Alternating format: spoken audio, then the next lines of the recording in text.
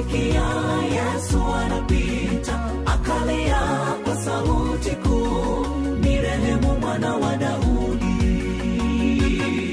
Njiani Yeriko aliketi kipofu aliyeitwa Bartimayo, masikini mwenye huzuni.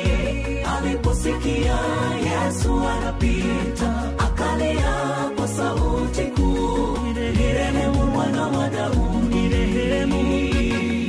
Nitanyamaza je, mwana wa Daudi? Nihurumie mimi, nifungue macho, uso wa neema juu. Yesu amenigusa, nipate ona tena. Nitanyamaza je,